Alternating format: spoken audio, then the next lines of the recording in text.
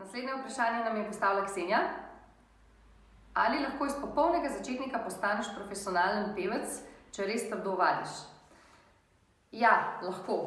Ampak profesionalni pevci imajo še nekaj drugega, kot samo to, da obvladujejo svoj glas. Oni imajo neko sporočilo, oni imajo svoje pesmi, ki ganejo ljudi, ki se ljudje z njimi poistovetijo in zaradi tega tudi ljudje profesionalnim pevcem sledijo.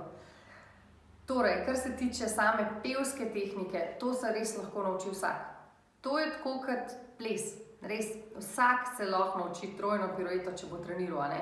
Pa bo natreniral tiste male mišice, ki jih moraš izkrčati. Isto je pri našem glasu.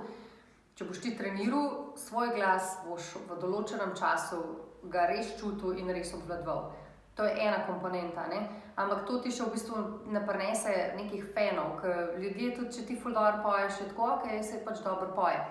Ni pa nujno, da bodo oni tvoji fani, da bodo prišli na tvoj koncert. Tako da tle rabiš pa še nekaj drugega. Rabiš ful dela na sebi, rabiš sebe spoznati, kdo si ti, kaj hočeš ti povedati ljudem. Rabiš imeti svoje pesmi, a ne? Ponavadi, no.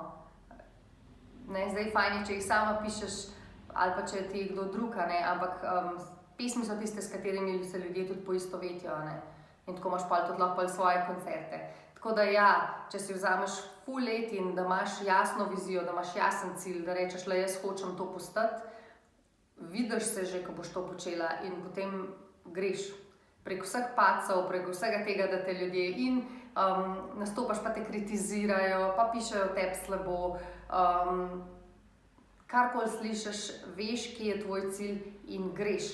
In leta delaš za to in iščeš sebe, kdo si ti, kaj ti hočeš, kaj boš ti dala temu svetu in če to najdeš ob tem, da obvladuješ svoj glas, to je definitivno recept za to, da postaneš profesionalni pevec.